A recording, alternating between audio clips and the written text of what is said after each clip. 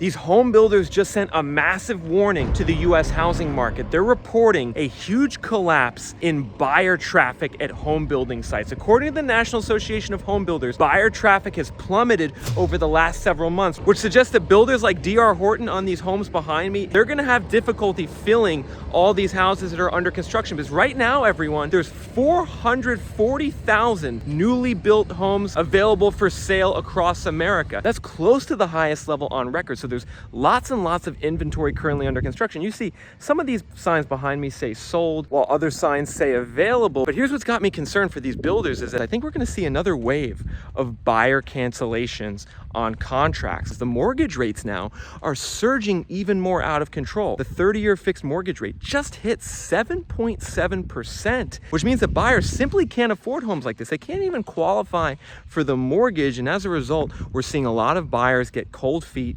and walk away from deals. Redfin just had a report that there was a surge in canceled contracts on homes over the last couple months. They talked to one real estate agent in Reno, Nevada, who said that literally they've seen more cancellations in the last 6 months than they've seen in their 22 years of doing real estate, especially in a state like Florida, everyone, where I am right now. I'm about an hour outside of Tampa, Florida, and basically the middle of nowhere. It's hard to tell from this viewpoint that's the middle of nowhere, but driving in, we're in a rural area, and then boom, DR Horton, they're building almost 300 homes in the middle of nowhere outside of Tampa, in a county where the inventory of homes for sale has surged over the last couple years. So I say to myself, how long can this go on for in states like Florida with all this home building, with the mortgage rates now approaching 8%, and with the economic downturn currently getting worse? You know, we're seeing lots of reports out of Florida that the economy here is starting to decline, especially in the Tampa area. The Tampa Bay Times ran a story about how small businesses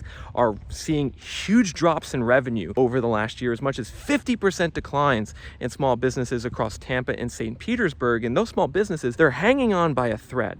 They're still staying open, but if sales and revenue keep staying low, they're going to shut down at some point, unfortunately. And when that happens, we're going to see an increase in the unemployment rate in Florida. This is something that happens in every economic cycle in Florida, and that a lot of people are forgetting about. A lot of real estate investors, a lot of home buyers seem to think Florida is somehow different this time around than it was in the mid-2000s or earlier housing cycles. But the reality is Florida is a state that runs off tourism and discretionary home buyer demand. Lots of people buying second and third homes in Florida. And when the recession inevitably gets worse here in Florida, I mean, we're going to see the prices drop by a lot. This is a zip code I'm in right now where home prices are about 50% overvalued from their long-term norms, with the typical price of a home in this area being around $300,000 compared to a median household income of $45,000. And how do people with those income levels buy homes with 8% mortgage rates? Well, the answer is they can't. They can't afford it. However, what these builders are doing in some cases to make these homes cheaper for a little while and to get more people into the door is they're doing mortgage rate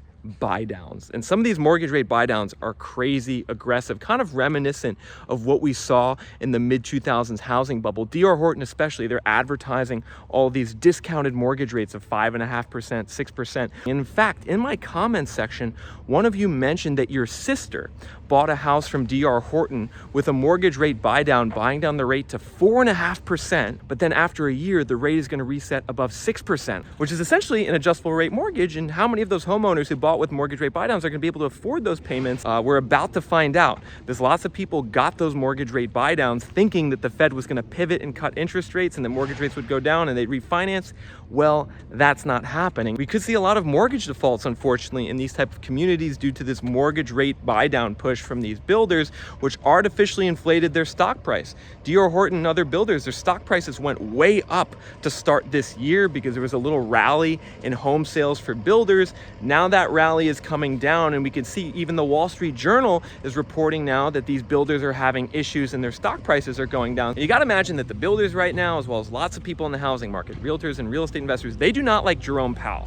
Because the other week, Jerome Powell came out and said that interest rates are going to stay higher for longer. This was a huge deal because when the Fed did their most recent projection of interest rates, they are now thinking that short-term interest rates are going to stay elevated through the end of 2024. So that's another 15 months of elevated interest rates at least, which means mortgage rates are going to stay probably above 7% for the foreseeable future. And this is causing lots of people in real estate to finally start waking up to the realities of what's going on in this housing market. Like, so many people thought that the Fed would just pivot sometime in 2023 and cut interest rates even if there's no recession, and that everything would be good.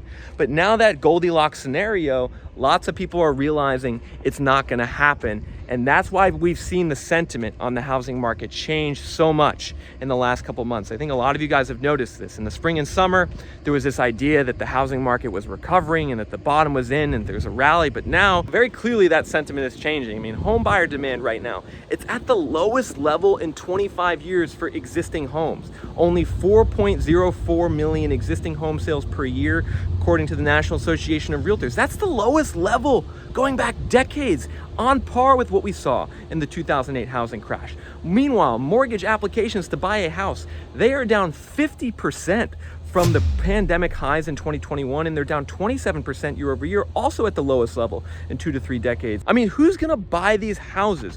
Who has the money to afford to buy these houses right now when the typical house payment for an American, just across America in general, if you're the average American, you were to go buy a house now, your house payment would be close to $3,000 a month for your mortgage, taxes, and insurance. That is by far the highest level of all time. It's more than double what it was prior to the pandemic. It's more than double what it was in 2007 at the peak of the last bubble. So what you gotta understand is the home buyer affordability is at an all-time worst right now, at an all-time worst. We're not seeing the income and wages go up enough to justify the still high home prices and escalating mortgage rates. And I see a lot of people say, oh, 7 to 8% mortgage rates is no big deal. And they say that because they say, oh, well, in the 1980s, mortgage rates were 18%. So don't worry about 8% mortgage rates. But the problem with that logic, everyone, is that it ignores how much the home prices are. Back in the early 80s, when mortgage rates were 18%, you could buy a house for $30,000.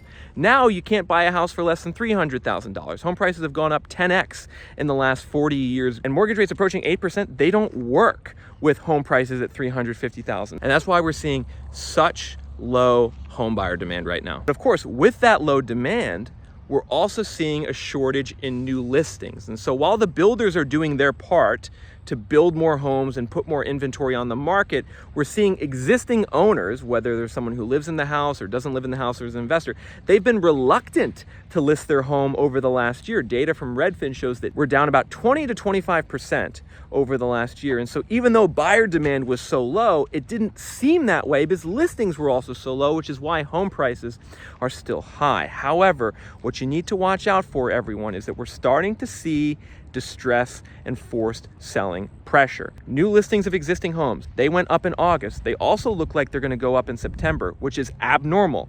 Usually new listings do not go up in August and September, yet they are over the last 2 months. It seems like we've seen the bottom hit for people refusing to sell. And now that Jerome Powell is saying interest rates are going to be higher for longer, a lot of these people are realizing it doesn't make sense for them to wait to sell anymore. And so we're starting to see the new listings increase. We're starting to see the inventory increase, which is now causing sellers to get a little panicky. And I think a lot of you guys have started to notice this over the last month or so. The price cuts have really started to pick up. Sellers are doing some big price cuts in a lot of different markets. I was just in San Francisco and showed you how much prices are being dropped there. Meanwhile, in Florida, the price cuts are smaller. If you go to someplace like Texas, it's in between. And I would say, if you're a home buyer and investor, expect more of these price cuts from sellers as 2023 draws to a close, because this is going to be a tough winter for the housing market. And I don't say that to scare anyone. I say that because we're just looking at the data. We're seeing how low home buyer demand is. We're seeing how bad affordability is with 8% mortgage rates. We're seeing the distress start to come out for certain people who are waiting to list their home. It's going to be a tough winter because home prices have so far to fall before affordability is regained. Because if you think about it, even if there's a house, like I was just in Tampa where a house did a $50,000 price cut down to $600,000, like that's a good price cut. But a $50,000 price cut doesn't really mean much when mortgage rates go from 7 to 8%. The increase in mortgage rates basically nullifies the price cut in terms of increasing buyer affordability. And so these sellers are going to realize over the next couple months that they got to get more serious about reducing the price if they want their house to sell. And this is something that the builders realized 6 to 9 months ago. The builders realized 6 to 9 months ago the writing was on the wall, and that's why they started cutting the price. 6 to 9 months ago, the median sale price of a newly built home is down 13% from peak. And these builders are probably gonna have to cut the price more into the future, because when you look at some of their reports on buyer traffic, I mean, it's terrible. The buyer traffic at home building sites like where I am right now, it's plummeting according to the National Association of Home Builders. The buyer traffic is now back down to an index level of 30. You can see the brief rally that occurred in the spring that tricked everyone into thinking the housing market was recovering. Well, no more. The buyers aren't coming to the home builder sites in the same way, which is causing the sales to go down, which is going to cause the inventory to pile up, especially as more people cancel their existing contracts and build their homes because of higher mortgage rates, which I think is ultimately going to cause an inventory deluge. And if I were you as a home buyer, real estate investor, I would just stress patience. I would stress understanding what you can afford, what's in your budget, and not deviating from that. I would also stress potentially look for markets that are more affordable. If you're not seeing it in your city, and you can't wait any longer, maybe be open-minded about what are some different cities or neighborhoods that could fit my criteria for home buying. Like if we look at a map of America right now and look at the states with the highest and lowest house payment, mortgage payment, and property taxes and insurance, what do we see? In a state like Florida, where I'm right now, the house payment is almost up to $3,000 a month, which is starting to get very, very high given the income levels here. Meanwhile, in California, it's even higher. The typical home buyer in California needs to spend over $5,000 a month.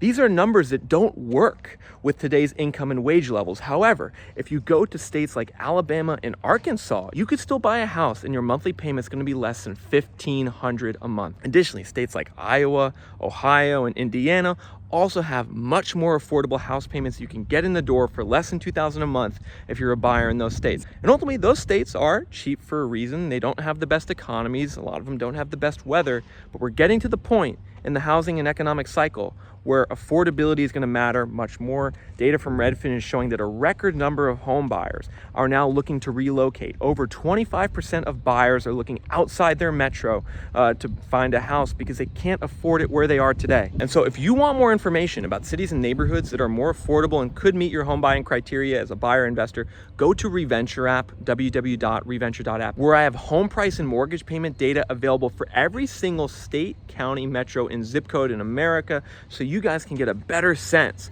of where the market's trending and which places might be right for you to buy. Alternatively, you might be happy sitting it out and waiting. That's what I'm doing. I think that's probably the most sensible decision. But even if you're someone who is waiting it out, it's worth at least educating yourself about what this data looks like in your city compared to others around America. So go on Reventure app and do that right now at www.reventure.app. Create a free account before the paywall goes up.